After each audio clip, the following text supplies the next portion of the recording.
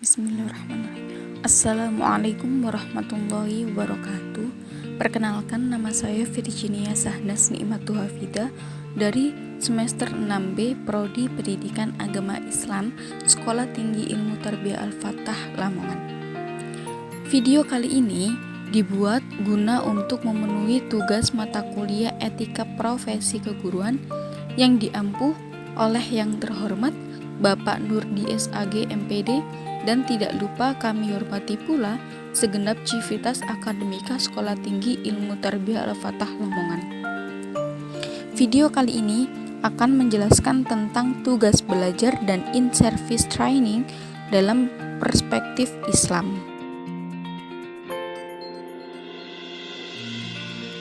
Pembahasan yang pertama yakni tugas belajar. Tugas belajar adalah penugasan yang diberikan oleh pejabat yang berwenang kepada pegawai negeri sipil atau guru untuk melanjutkan pendidikan ke jenjang yang lebih tinggi, baik di dalam negeri maupun di luar negeri, bukan atas biaya sendiri dengan meninggalkan tugas pokok sehari-hari sebagai seorang guru. Kemudian poin yang kedua yakni tujuan program tugas belajar. Adapun tujuan dari program tugas belajar adalah sebagai berikut. Yang pertama, meningkatkan kualifikasi formal guru sehingga sesuai dengan peraturan kepegawaian yang diberlakukan secara nasional maupun yayasan yang menaunginya.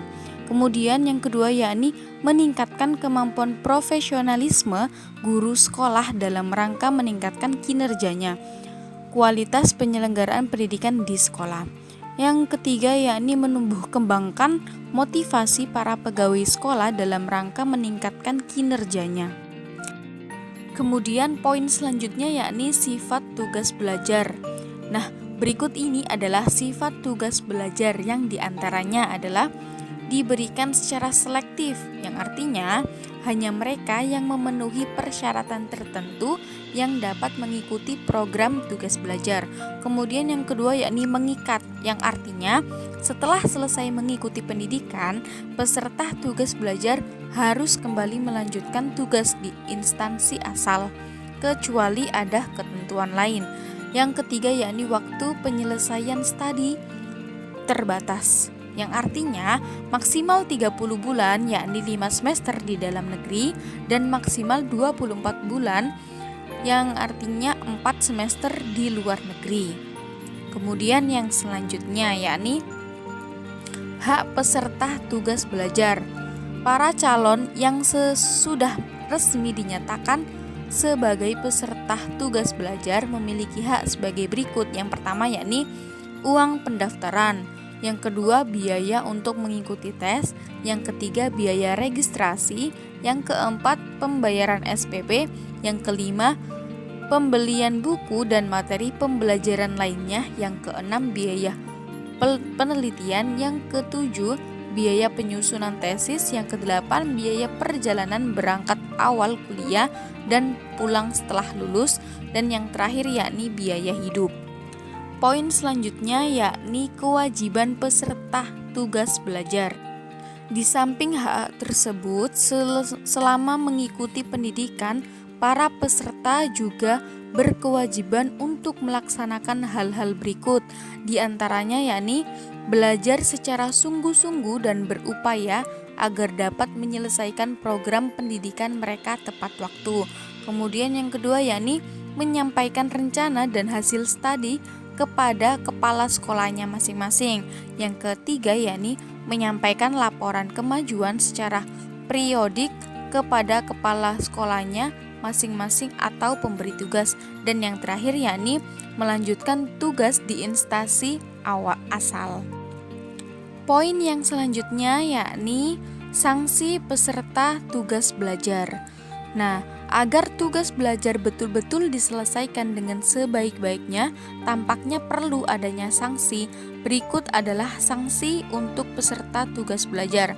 Yang pertama yakni jika tidak dapat menyelesaikan studi sesuai dengan waktu yang telah ditentukan, yang bersangkutan harus menyelesaikan studinya dengan biaya sendiri. Yang kedua yakni apabila setelah menyelesaikan studi yang bersangkutan meninggalkan tugas pokok semula, yang bersangkutan harus mengembalikan biaya studi yang telah digunakan. Pembahasan yang kedua yakni in-service training. Program in-service training adalah suatu usaha pelatihan atau pembinaan yang memberi kesempatan kepada orang yang mendapat tugas jabatan tertentu. Dalam hal tersebut adalah guru untuk mendapatkan pengembangan kinerja yang mencakup kewajiban, hak, dan sanksi guru yang tidak memenuhi kinerja profesional. Adapun in-service dalam bahasa Indonesia sering disebut pendidikan dalam jabatan. Istilah lain yang juga dipergunakan ialah upgrading atau penataran dan in-service education yang pada dasarnya mempunyai maksud yang sama. In-service training diberikan kepada guru-guru yang dipandang perlu meningkatkan keterampilan atau pengetahuannya sesuai dengan pengembangan ilmu pengetahuan, khususnya di bidang pendidikan. Menurut gagasan supervisi modern, in-service training atau pendidikan dalam jabatan merupakan bagian yang integral dari program supervisi yang harus diselenggarakan oleh sekolah-sekolah setempat untuk memenuhi kebutuhan-kebutuhan sendiri dan memecahkan persoalan sehari-hari yang menghendaki pemecahan segera. Program in-service training ini dipimpin oleh pengawas setempat sendiri atau dengan bantuan para ahli dalam lapangan pendidikan. Program in-service training dapat melingkupi berbagai kegiatan seperti mengadakan kursus, aplikasi, ceramah-ceramah, workshop, seminar, mempelajari kurikulum, survei masyarakat, kunjungan-kunjungan ke sekolah di luar daerah, dan persiapan khusus untuk tugas-tugas baru.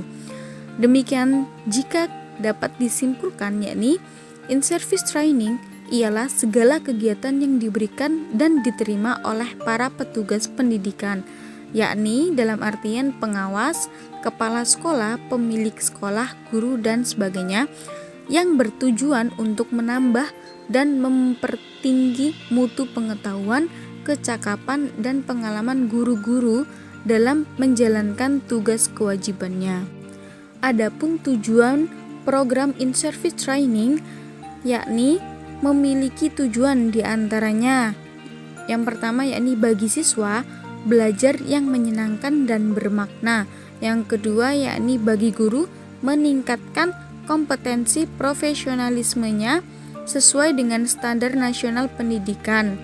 Yang ketiga yakni bagi sekolah memiliki guru-guru kompeten, produktif, kreatif, inovatif, dan profesional serta mampu meningkatkan mutu pembelajaran di sekolah. Kemudian tujuan yang terakhir yakni bagi pemerintah kabupaten atau kota memiliki guru-guru yang produktif, kreatif, inovatif, dan profesional serta mampu kompeten dan dalam meningkatkan mutu pembelajaran. Demikian presentasi dari saya. Terima kasih telah berkenan mendengarkan. Semoga apa yang saya sampaikan bisa bermanfaat. Dan apabila ada salah perkataan yang kurang berkenan, mohon dimaafkan. Sekian dan terima kasih. Assalamualaikum warahmatullahi wabarakatuh.